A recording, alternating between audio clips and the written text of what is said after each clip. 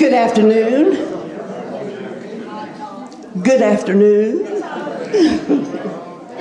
I'm Todd Newman. I'm the chairman of the Live and Learn Committee, and we are ever so excited that an hour with Ben Brantley has finally arrived. Our committee has been so excited about bringing him here, and as all of you big theater buffs know, he is the co-chief theater critic of the New York Times.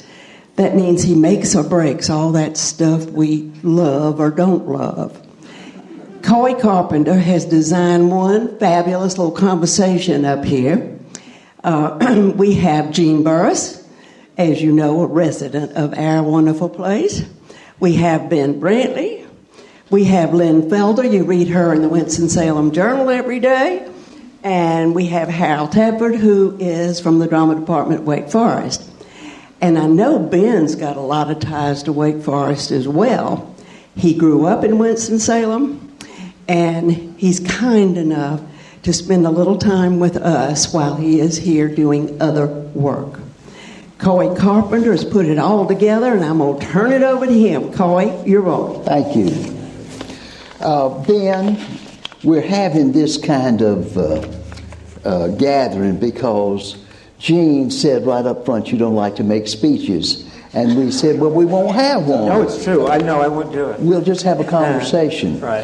And we'll just ask you a question or two. Well, that's what I like best. And I'd like to know how much or how little do you want to know about a play or musical before you go to review it? It varies. I never read new plays in advance because a lot of the charm of theater is a play coming alive as you're watching it and being surprised. That's when you're allowed to feel the effect of why a play is written, what it was written for. It's a very particular medium.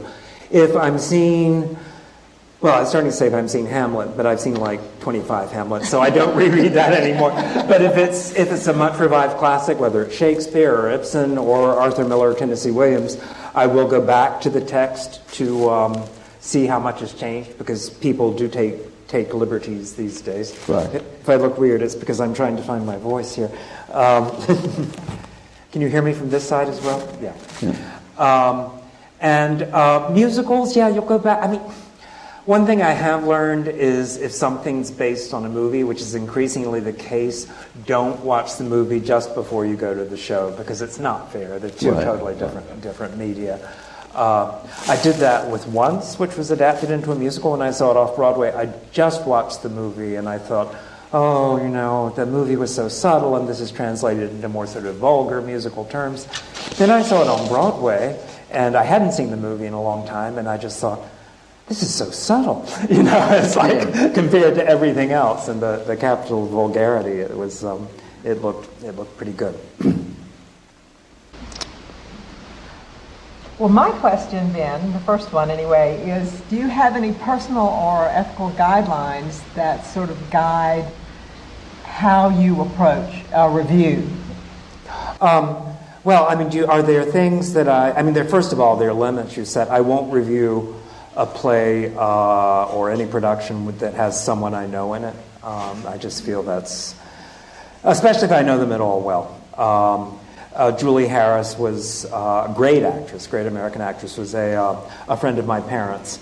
So although I would have had several occasions to review her, I couldn't. Fortunately, Rosemary Harris and I stayed apart, so I was able to review her. Rosemary Harris is a resident, as you probably know, of Winston-Salem. Although we finally met the last time I was here for the first time. It was thrilling. But do you mean in terms of ethical responsibilities as a critic? Was that what you were getting at earlier? Yeah. So do you write for the viewer? Do you write for the actors? Do you write? Oh no, we certainly don't write for the actors. I don't think people in theater should. I mean, I guess the producers have to, but they shouldn't read the reviews. It's one person's opinion. I mean, I guess if it has an impact on what your business is going to be, you might have an interest in just seeing at least whether it's good or not. But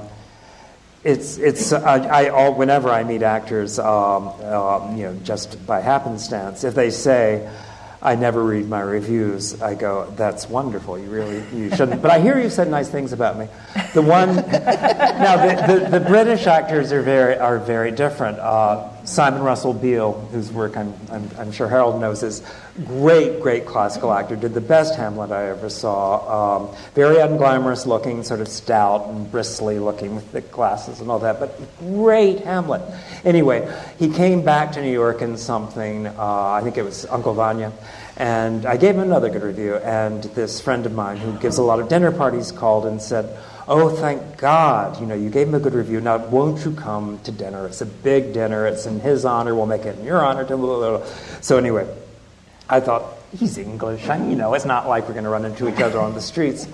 So I went, and we're standing, everyone's having cocktails, and suddenly Simon Russell Beale and I are face to face. And someone else said, "Now, wait a minute, you two aren't supposed to be in the same room, are you?" And someone else said, "No, I think it's all right. Didn't Ben write that he was the greatest classical actor of his generation?" And Simon Russell Beale said, "No, he wrote perhaps the greatest classical actor of his generation." At least he's reading closely. No, he was. As I said, the Brits are a little different. They didn't even pretend not to read them. Thank you. Harold? Well, I will move us out a little bit from New York and ask you, to the whole country, what is the future of the American theater if it is in New York? Oh no! I mean, we all the critics, theater critics on the Times, 5 of us sat down and recently put together a list of the 25 greatest plays in the past 25 years since the opening of Angels in America. Only plays, not musicals, only American. But it was interesting how fertile it was, but also how much came from other places. So New York is not, as a matter of fact, nothing originates on Broadway. Very, very rarely. It usually has incubated somewhere else, either on the West Coast or in London, and in the very center of the country. I mean, things come from, a lot of stuff starts in Atlanta now, or Disney was using that as a tryout. I think Aida began there. The musical Aida, not the opera. It wasn't very good, but no blame on Atlanta. My bailiwick is basically New York and London. I'm going to London next week for a few weeks. But I feel kind of remiss. I mean, I go up to Boston because a lot of stuff is opening there now. But the thing at the Times is, should a New York Times critic go out of town to review? There's a great debate about that, because traditionally, of course, that was a period of grace for creators of theater who were trying to get their acts together, so to speak. I mean, pieces like Oklahoma had terrible word of mouth, and look what happened when it got to New York and the form it opened in. So that's one reason I don't necessarily go to. Sometimes they want to have us, though, strangely. Moulin Rouge, remember the movie musical, is being adapted for the stage. I'm seeing that in Boston, and they do want critics in that case. So it varies. But is New York the future of theater? I hope for it. I really do. I mean, when it works in a way no other art form can. It's just, there's an in-the-moment fire to it, and that awareness that it will never happen again exactly this way when all the elements just coalesce. I don't think there's anything more exciting. It's certainly one of the things I first fell in love with. And I like to think, I see, first of all, theater is being fantasized in film and television shows. Things like Glee, which is dead now, but, had a long, healthy run. This idea of musicals, of singing, of performing, of live performance. The Parkland students, I don't know if you watched the Tonys, but they all sang from Rent, and it was just heartbreaking, but it was also this moment of transcending through a love of a form, of a musical in this case. Rent was one of my early reviews, the original production of it. Jonathan Larson, the 36 or whatever he was year old composer and creator, entire writer of Rent, died a week before it opened. He of a coronary embolism. I mean, there was no one knew, that condition was lurking, and so that was amazing. Because when you go to see something under those circumstances, you say, "God, I hope it's good." I'm what am I going to say? This poor guy died, and he wrote a terrible show, but it was wonderful. The emotion of that night, and it was just. I mean, that was sort of a confluence of events. So I like to think, there is a younger audience I see for theater downtown. You were asking about New York as the center. I think New York is choking itself to death creatively because it's so expensive. Same is true of London. So things have to be imported from elsewhere. Young people can't come to New York and live there, unless they're willing to live 5 in a studio apartment. And that, I think, is criminal. That's how civilizations die. You have a question? Well, I'm going to start at the first. I knew Ben when he was a child on Faculty Drive at Wake Forest. And he was a very interesting young man, little boy. And I know he had a newspaper, he and another... Ellen Tillett. Ellen Tillett, okay. And Lowell's daughter. Yes. So, and his parents were writers, and his grandfather was an English professor on the old campus and the new, very respected, memorable, Broadus Jones. And I wanted to know, did you always think you'd be a writer? It was the path of least resistance. No, it is. It's like a shoemaker's kid, becomes cobblers. It really felt like this kind of artisan tradition was being passed down. I was very lucky. The famous Broadus Jones, my grandfather, moved, he and his wife Nanny, who was a really vital presence also, moved down the street from us. So I would walk down there, and that was how I was introduced to Shakespeare really, really early. His den was themed with those wonderful reproduction paintings of scenes from Shakespeare. He read me Lamb's Tales, and then my parents were both journalists, straight out of college, and words were very, very important in the family. We some people are horrified when they hear this. Some people are charmed when they hear this. But we would read at the lunch table, and we had special apparatus so we could all set up our books. We didn't watch television, mind you, but we did read at the table. So. And writing just came. I love writing. I'm one of the few people I know who really does. I actually enjoy the act of writing, and I think that came from my parents. And Shakespeare, the love of Shakespeare, which has been really important in my life, came very early through my grandfather. So yes, it had. And Wake Forest was a wonderful campus to grow up on then. It had moved recently to Winston Salem. There were a lot of empty spaces. The library, which was Harold Tedford's lair, was, I remember going up that elevator to the theater. It was tiny, but I saw wonderful stuff there. I went to drama workshops there, so that had I probably fell in love with the theater at Wake Forest College when it was under Walton, Dr. Walton, yeah. Bill Walton. Bill Walton, that was it. And But you were in some plays. I was in some plays, yes. Oh, more than 2, please. I was in, Dennis Sayre, remember him? Who? Dennis Sayre, the actor. Yeah, Dennis. Yeah. He lives in Sacramento. Yeah, he seemed very glamorous and kind of seedy. And but he directed his student project was Peter Pan. Uh-huh. And so I sang, he interpolated Where is Love from Oliver into it. So I sang that, clutching a teddy bear. It was the high point of my theatrical career. And then under Dr. Tedford's direction, I was in the Caucasian Chalk Circle and under Milkwood.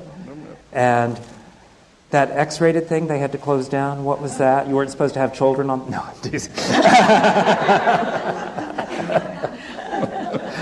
But quite a bit. And the acting workshop I had a great time doing. I did it for 2 summers. And it was, and school plays were great fun to be in, too.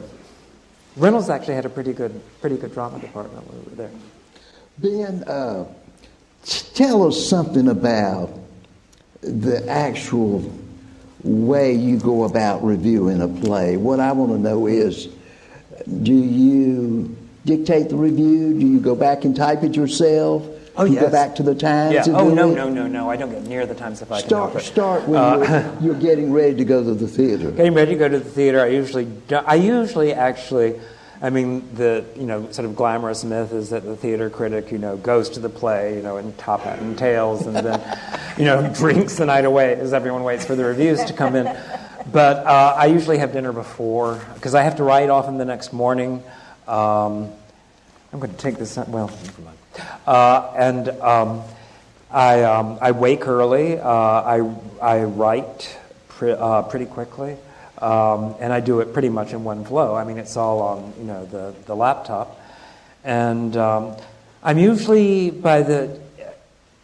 you have to pay attention, obviously. I mean, otherwise you won't have anything to write about the next day, which is a good thing. And usually by the end of the first act, I have a provisional lead.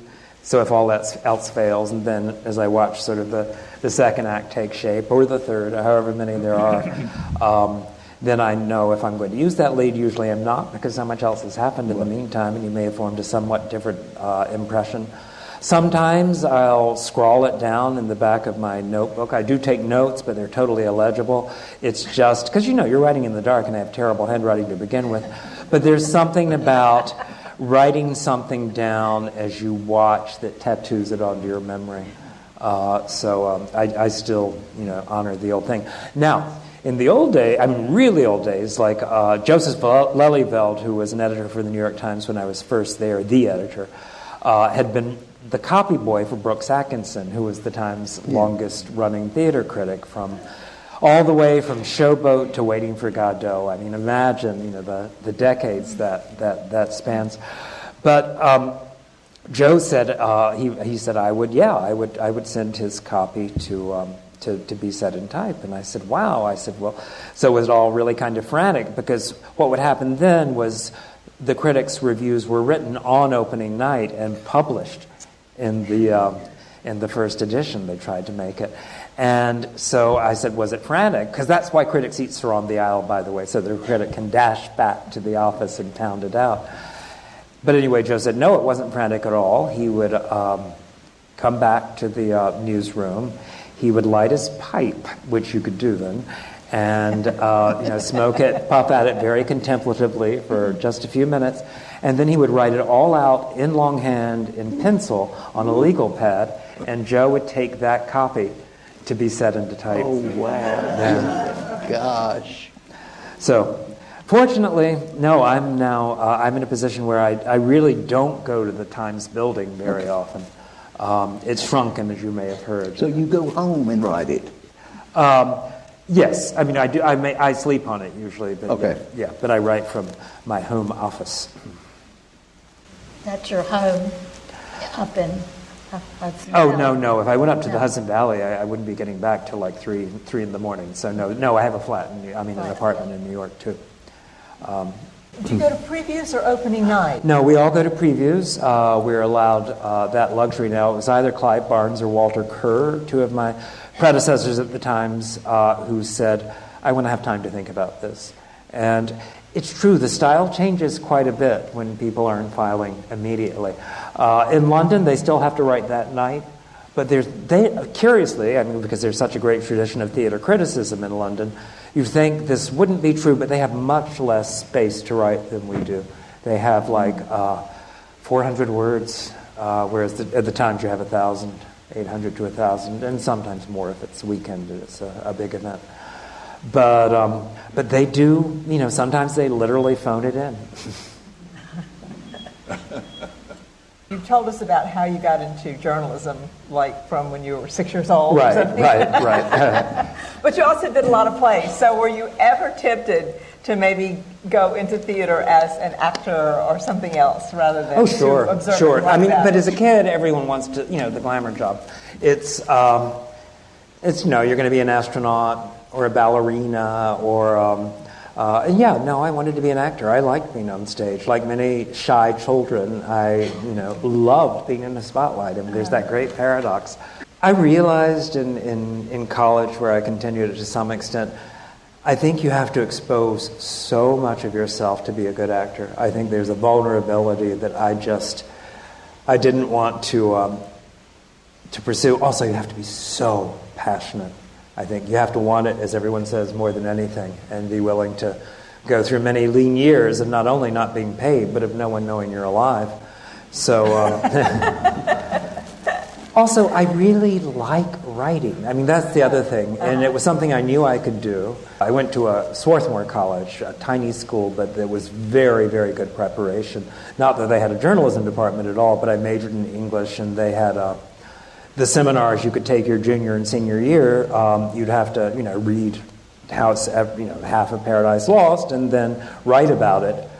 So it was all very concentrated, absorbing, and that turned out to be great training combined with journalism. I did work at the Sentinel, the Winston Salem Sentinel, for one summer, and I was a movie critic there. And I did review Gene's daughter, Catherine, in a production of the Philadelphia Story. Okay. Do you remember that? Was it good? I did. Well, she'd gotten a bad review in the morning paper from what was his name? Jim. Yes. Schertzer. Jim Schertzer, that's right. We remember. Yeah, they always remember those. But no, I did give her a good review. I said she was radiant, or something like that. But it was, yes. So we're all closely connected. Did you grow up here? I did not. I'm from South Carolina. Ah. So all this is don't give me that. So all this is new to me. All the Wake Forest lore. Well, Yeah. one of the things about anything is, where does renewal come from? So we look for new plays. Right. And this year we didn't have many straight plays. They were musicals. No, we did on Broadway. Yeah, no, it's true. I mean, a lot of them weren't very good. But the other thing is, you've got to look off Broadway. I mean, I've seen two of the most exciting plays I've seen in years, both by young women. One called Dance Nation, which is a young woman named Clara Barron, whose work I'd seen actually in a tiny theater in Brooklyn called the Bushwick Star before and really been impressed by. But this is at Playwrights Horizons, a very reputable off-Broadway theater on 42nd Street. But it's about a dance team of 13-year-old girls, one boy, the only one who auditioned for it. And they are hoping to make the finals in Tampa, Florida. They're, I think, Illinois or Ohio. And but all the characters are played by grown-ups from the ages of the mid-20s to late 60s. And it is so moving because there's a sense of people living in that moment, but also looking back on it in a weird way. And that's thrilling. And then I saw a play called Fairview just last week with my nephew, Anna's brother, Carter. My niece Anna is here. And that is just one of those things that takes your breath away because it can actually shock you. And when theater still has the power to shock for good reasons. And I can't really tell you too much about this on the off chance that you ever see it, because it would just ruin the experience of it.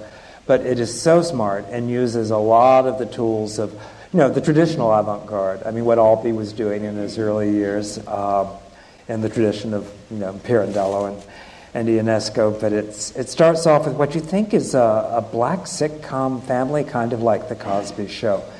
And then it turns into something else, and then it turns into something else, and by the end you are going, It's amazing when that can happen. So these come mostly from off-Broadway? The best plays, yeah. The best plays? No. Broadway is like Las Vegas. It only gets there if it has a big name and is proven.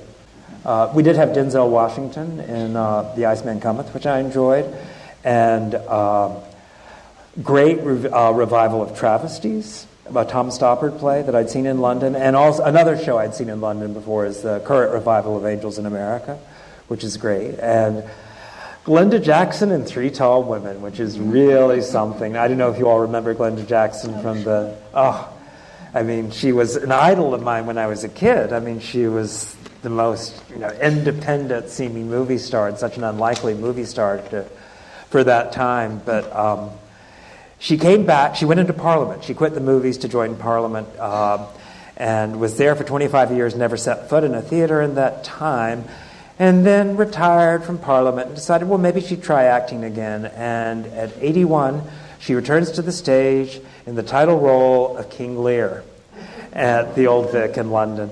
And not only did she, show up, blah, blah, blah, she was the only person who had her part entirely memorized on the first day. And I got to interview her between that and Three Tall Women. I met her first in London and then here, and she's something. So but this performance in Three Tall Women, she plays a woman based on Edward Albee's mother. You've seen it, right? Yeah.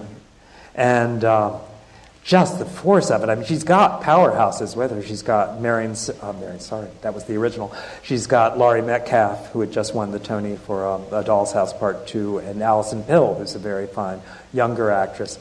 But just to see that kind of presence, that's when you think this could happen only in the theater. Because she was a great screen actress, I think, but she's even more made for the stage. I am thrilled that the 40s and 50s musicals are back this year. I love the fact that you have to be a singer to do those.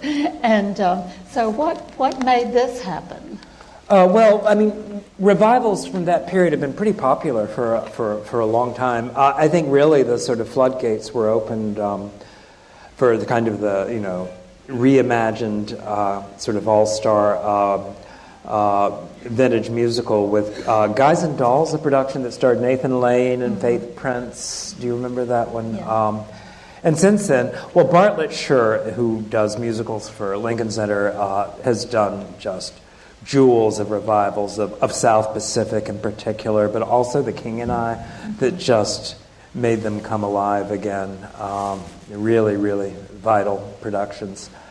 But this season, let's see, we have Carousel and My Fair Lady, a politically corrected My Fair Lady.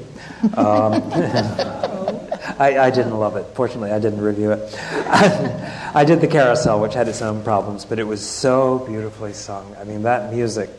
And Renee Fleming, the opera star, was in it. Made her musical Broadway debut. She played an opera diva in a straight play before. Those are the scores I grew up on. Yes, and so they are appealing to a large audience again. Yeah. Oh, yes, very much so, I think. The South Pacific, which was 2008 or something like that, ran for years and years and years and years. And The King and I both starred Kelly O'Hara, who's a wonderful, wonderful musical performer. I've got a two-part question, and I'll tell you both parts. You can answer it as you want to. One, do you ever get threats? Do you get threatening letters or emails or phone calls? Well, we are in the age of social media, so obviously you're even more exposed than you are before. Did you want to ask the other part? And the other part, which somebody, a resident who shall be nameless, but who hooked us all up this evening, wants to know what's the biggest bribe you ever got.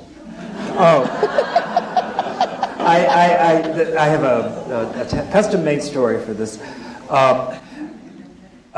In 2000, I think it was 2001, the producers, the musical of Mel Brooks's movie, opened on Broadway, and it was produced by a very colorful man who went on to become the head of the National Endowment for the Arts, Rocco Landisman. And there's a scene that's in the movie. It's actually not in the musical, but where they're doing the object of these two producers is to make a show fail so they can run away with the initial investment. It's a great scam. And so one of the things they do is someone says, "Psst," at the opening night, there's the theater critic from the New York Times. And Zero Mostel's character goes over and presses a $100 bill on his hand. And the guy goes, recoils in horror. So I loved that production of the producers, and I gave it as I say, a rave review. And the next day, a message arrived. I was going to the office in those days from Drew Jansen Theaters, and I opened it, and there was just a piece of stationery with Rocco Landisman's name at the top, and then a $100 bill. So I have that framed. I did give a donation of $100 to Broadway Cares, an AIDS charity, but then I reported it all to my editors. But I have it framed. It's hanging over my desk, that $100 bill, because that's a great moment. That was the problem. What do I do about people saying horrible things? Yeah. Well, it's more a public forum. I mean, when I was first there, this was the 1990s, so the social media revolution hadn't happened then I would get threatening messages on my voicemail or and you learn not to pick up your phone. Is this Mr. Brantley, so-called theater critic? Delete. People send me emails now. They tend to be more thoughtful. Yeah. If I were to follow, do a search myself on Twitter, I think I was looking for something else once, and there was a young woman who had tweeted, "I've never wanted anyone to watch anyone die a slow and horrible death, but I wish it on Ben Brantley." I thought, oh, that's sweet. I've also been publicly denounced by, curiously, all male actors. What does that tell you about the two sexes? Josh Brolin, Alec Baldwin, James Franco, Quentin Tarantino, the director, but that was because he had appeared on Broadway in the play. And these I found out when gossip columnists call me and say, what do you think? I go, oh, and you respond, of course. But some of those have been, Josh Brolin, very good actor, I think, but he was in a terrible production of True West. It had been a very good production, but he had to replace Philip Seymour Hoffman, which no one should be asked to do, and he wasn't ready for it. I gave it what I thought was a kind review, but years later he won a film award, Film Critics Award for his work in movies, including the Harvey Milk movie and No Country for Old Men. And he got up, he was very drunk, and said, I don't know about you critics. I don't really care. He said, except for one. He said, Ben Brantley, I hate that.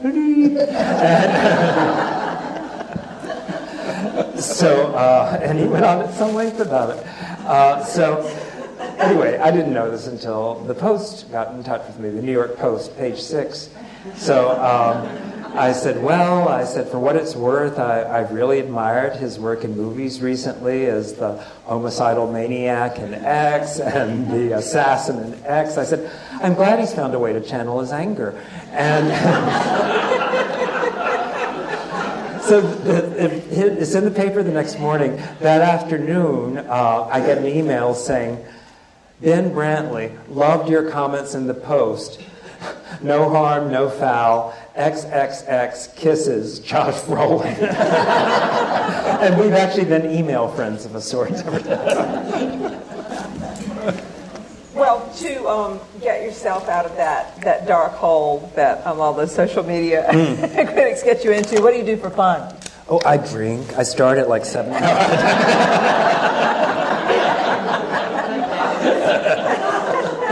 No, I read a lot, but I don't have a whole lot of time. I mean, I do have a house in the country, and when I'm there, even though I'm sometimes working there, I spend a lot of time. When I was a kid, the thing I hated most in the world was having to mow the lawn. You remember? It's my favorite thing in the world now, but it's a number of acres, so it's on a tractor, so I have an excuse for it being on a tractor, and just to go back and forth. It's very zen-like. I love that. I watch things on Netflix. I wish I went to the movies more, but when I'm in New York, I'm usually going to the theater. And in the country, you have to drive, where I live, you have to drive like 30 to 45 minutes to get to a movie. And so, yes, I've been corrupted by the, Netflix and chill moment in history. What do you watch on Netflix?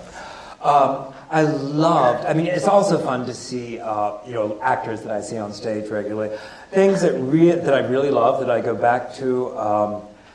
Happy Valley, do you all know that one? Oh, with Sarah Lancashire, she's so good. And it's a police procedural, but in, sort of decaying British town, in a rural town. But it is so well acted and realized and so well written. And I like some of the documentaries. I mean, you have to be in a certain mood, because otherwise, I mean, why are you spending 7 hours over, whether someone might have killed his grandmother, in a small town? I mean, it does seem awfully prurient sometimes. Having said that, I watched every minute of The Keepers, the one that was set in the convent school. So that's about as lurid as I get these days.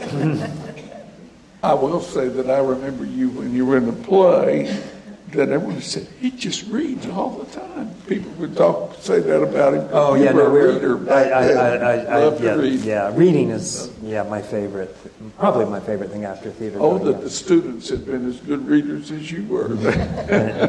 You were good. I want to jump across the ocean a little bit, because you get over to London a good bit. What is the difference between the London theater and the New York theater? And are they interdependent in their strange Well, certainly ways? more, I think. Been a lot of exporting recently from the National Theater in particular, Michael Grandage's company. Also to their houses that aren't Broadway, but in Brooklyn, two very good importers of experimental theater or more daring theater, St. Anne's Warehouse and the Brooklyn Academy of Music, so some things come to London from there. And though people in New York may complain that everything's London, in London everyone complains that everything's New York, because almost all the musicals are New York born and imported. Book of Mormon is the big hit there that it is here. The British critics didn't quite get the sense of humor, but it didn't make any difference. And how audiences are different, it's getting less. I mean, there was a time when a British audience, bless its heart, would never give a standing ovation. You just didn't. It was considered kind of vulgar, which it is. It's well, no, now people do it just for any old thing. Right. Just it's like, and I mean, there are a lot of theories about this. Theater's so expensive now. This is part of the experience. It justifies the ticket prices. That was $150, my God. But it's not fair. It's so indiscriminating. It's like sleeping with everyone, and it's just it's not something I approve of. Because then when something really deserves a standing ovation, but the great plays like Death of a Salesman, apparently when it opened in whatever year it was, 46, 48, when the curtain came down, it was just silence. They were just digesting it. This audience could not believe the power. They hadn't absorbed it yet of what they'd just seen. And then after, the producers thinking, what, do we have a flop? And then all of a sudden it was just this thunderous applause. But sitting down, as audiences should. Well, I found that standing ovations are a good way to get a head start on standing. Well, that's true. That's very true. And we're not supposed to ever do it. But, something might happen at the curtain call. So how do you do, it's kind of like, the half kneel in football. I sit on the back of the top of my chair, so I will signal that I'm not actually standing, but I am looking at. And if I'm just there as a member of the audience, unfortunately, you have to stand because you want to see the cast coming out. It's a devilish thing. I think stiffer fines should be leveled against people who participate in standing ovations. If I were going to New York and I wanted to see 3 things, what would you recommend at this time? The band's visit. You did that from the first. Yes. Yeah. I saw that. You saw that off Broadway? No, I saw your recommendation I would do that. Oh, it's a wonderful, wonderful musical. It's just so quiet and so subtle and so deeply moving, and nothing happens, and yet so much happens in it. You may know it was based on a film, a Middle Eastern film, an Egyptian band that's supposed to perform at a cultural center in one town in Israel winds up in the other town. It's the difference of a letter. It's Beta Tikva or something like that, and so they wind up in this fly-blown town in the middle of a desert, and there's no bus out of town until the next day. And it's about what happens that night with these Israelis and this Egyptian band, and it is so delicate and so beautiful. So that would be at the top of my list. If you take grandchildren to the theater, even if you don't, I love the Harry Potter plays. They are just wonderful. I saw them first in London, and I did, thanks to Anna's brother, I did read them as they came out. He's a bit older than I am, so he was introduced me to it. And I think it's really, really hard to capture a narrative flow on stage like that. And this wasn't an adaptation of the novels. It was written specifically with a plot by J.K. Rowling for the stage, but it really captures what's so enthralling about it. But it translates it totally into theatrical terms. And the magic is just wondrous, and it gets that sense of enchantment of the books. You have to see Glenda Jackson in Three Tall Women. I mean, maybe she'll be back. I've heard talk. She really wants to do another play, so maybe she will be. But it's a once-in-a-lifetime performance, as they say. Revival of Angels in America is first rate. Of course, if you do Harry Potter and Angels in America, that's 2 days of 7 hours each. But you get a dinner break, and you don't have to see them on the same day that I recommend it. And they're both such immersive productions that even if your knees don't quite lock into place when you get up after sitting for that long, it's well worth it. So those are 4. Okay, that's good. Thank you. I'll make a list and hope to get there. We have, all of us, have asked him so many questions. I know some of you would like to ask him a question also. Denny, shall we start our question and answer? And all that we ask is if you raise your hand and wait for somebody to put a microphone in it. Thank you. How have all the new social mediums affected plays in New York? Oh, I think quite a bit. Obviously, word of mouth can spread. But as in so much of social media, though, usually people are preaching to the choir. I mean, people who are going to go see Frozen, the Walt Disney musical inspired by the Walt Disney movie, are really going to want to see Frozen to begin with. And if they feel the show doesn't betray the movie they love, then they're going to tweet about that, and any naysaying voices are going to be shut out.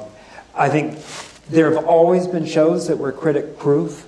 If you go back, it was A.V.'s Irish Rose. Every critic thought was the most god-awful thing that had ever been written. This was the 1920s. It ran for years and years and years. So, I mean, obviously they've always been able to go under the radar. Frank Rich, the supposedly all-powerful critic at the New York Times before me, didn't like Phantom of the Opera. or Cats. I mean, he's saying, there's certain things that speak to an audience at a certain moment. It's always been true. But now it can be facilitated more easily. And everyone's a critic. I mean, you can, look up theater reviews before a show opens, and people who have just gone as audience members with strong opinions will have already posted about it. So that's out there. It's probably a broader question than you were asking, but criticism in general, I think, is changing. It's become more sort of an open-air forum, a marketplace of people exchanging ideas for better and for worse. But it's definitely going to alter the nature of criticism. Sorry. Oh, sorry. Someone got the microphone before you, Pat. But what has been your biggest surprise? Like you got there and you thought it was going great, and it went downhill, and then consequently or conversely, what you thought was really not good, and it went up? Your contradictions of how you changed. Oh, how really, I changed? And which plays were they? Right. I mean, what is the line from the importance of earnest, importance of being earnest? I'm constant in everything except for my opinions. Honestly, I don't change my... I mean, there's some things I will appreciate more going back. Think a little lesser of. I mean, sometimes it's true, you're caught up in the moment, the sort of the excitement of a certain performer being on stage and just an electricity. Although often I have found I might not change my idea of the play or the way it's being presented as a whole, but sometimes actors grow in parts, and it's really wonderful to go back or even see a recast play. For example, Edward Albee's last new Broadway play, The Goat, I liked much more with its second cast than its first. So that's exciting when that happens, because you realize how malleable plays are and how a perspective can shift so easily, which you must find, every time you put on a play. So in that sense, yes. Have I gone back and thought, gee, Wicked is a wonderful musical? No. But but obviously I'm in a minority. Although that was one that very few critics liked. And someone, thank God it wasn't me, wrote a review saying, well, the producers of Wicked can say goodbye to their investment, because, of course, it's still running. But it found its audience. I belong to a play reading group since 1967, wow.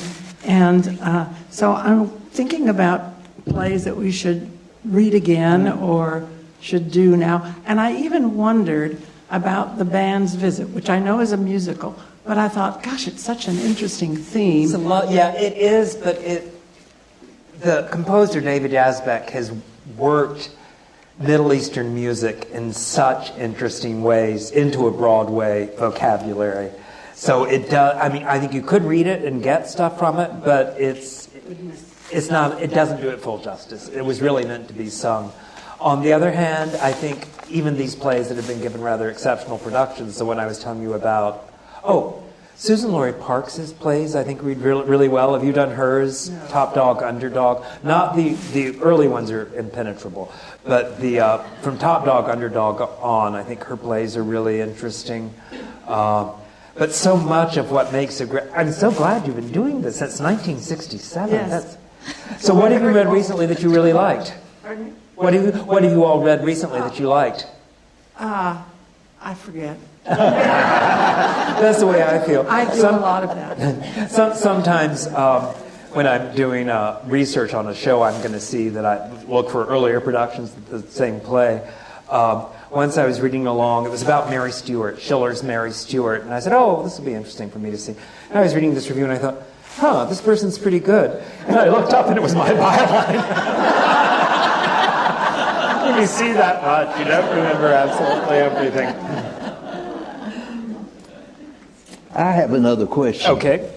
Do you feel strongly the weight of your reputation, the power that you have? No, I don't. From the beginning, I remember being very anxious. The week before I started, I had dinner with a friend of mine who had brought two people who were, I don't know what they did. I think they were basically just rich people, but they said, someone asked them, and how do you determine what you're going to see? And both the man and the woman said, I read the New York Times. And they went, no. At that point I thought, this is terrifying. And there was a certain moment where I was going to see something out of town, and I was talking to someone, and a friend, not in the business. And I said, I guess, they're waiting to see, what the critics say, and maybe they'll bring it in. And I said, they're waiting to see what I'll say. And that was a very sobering moment. Yeah. And then after that, you just turn off that switch. You can't pay attention to it, or else you'll be paralyzed. Yeah. And, you try to go as much as possible without prejudice. You hope that your readers know you well enough so that they know that whatever you write is filtered through certain ingrained prejudices, and points of view, and you're going to like some things more than others, perhaps. Although I try to go as much as be as much of a tabula rasa as I can when a play starts. You're a virgin. This is your first time. It has to be. When the lights go down, you got to see it as it's happening in the moment. And so many times you're pleasantly surprised, and occasionally you're disappointed. But the surprises are certainly far more. So no, but about the power, no. I mean, sometimes it echoes back to you, but it's not you. It's just it's your name, and it's the New York Times. Who's your favorite other critic? Well, I love I love my co-chief critic, Jesse Green, who came from New York Magazine. He's just a joy to work with, and a really decent guy. And we have very much, we don't have the same taste, which is good entirely, but we have very much the same sensibility and a similar love of words. And if our phone conversations were recorded, we would both be out of jobs, but which means he's a good friend. And Peter Marks, who was had the same job earlier, now writes for the Washington Post, is one of my best friends, and we still gossip about plays. I mean, not about what happened backstage, just about the plays themselves. Could you believe the way they put that, place that light? And we get really excited about it, the way teenage girls gossip about, romances. I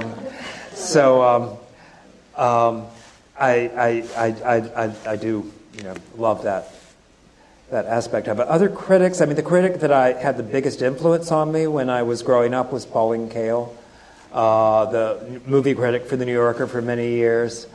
And I just loved the way she wrote. And when people have done critiques of me, which of course you expect, I keep waiting for the moment. Do not write this down, please. when someone says, "Oh, he's just a Pauline Kael clone," I don't think I sound that much like her, but I did when I was doing movie reviews more. But once, after I'd been in the job at the Times, I was still second string critic for about less than a year. My phone rang, and I picked up the phone, and this voice said, "Is this Ben Brantley?" And I said, "Yes." And this voice said, "It's Pauline Kael." And I went, "Uh-huh." Assuming it was, my father was good for arranging jokes like that. And she said, No, it is. And she said, "I just wanted to tell you, I think you're a really good critic." And I thought, oh, I can die now. That was that was a wonderful moment. And she did invite me up to see her sometime in Great Barrington, and I didn't go. I just, as much as I admire her, I didn't want to be in her thrall, as a lot of critics were. But I was very, very honored to have been called, and I still read her before I go to bed at night. She had, and this was when I learned that criticism could be something that you'd read for fun, not just to see whether you're going to see the play or not, or whether someone agreed with you or not, but just someone who's that passionate about an art form. I think Joan Akalaitis in The New Yorker writing about dance, Peter Sheldall in The New Yorker writing about art, conveys that passion and that sense of always being so completely engaged. So yeah, I read theater criticism for fun. I read criticism generally for fun. I apply, I get journals like the London Review of Books that is all criticism. So call me sick, but I enjoy it. Aren't we proud to claim Ben Brantley as one of our very own? I want to express great thanks to Coy, who had this clever program designed, and to all of our participants. And all of them look forward to visiting with you in our wine and cheese reception right out the door. But I would like to ask you to wait a few minutes and give all of them the opportunity to get the first glass of wine. Please let them get out the door and then come join us. Please join me in a great, huge round of applause for this great program. That was fun.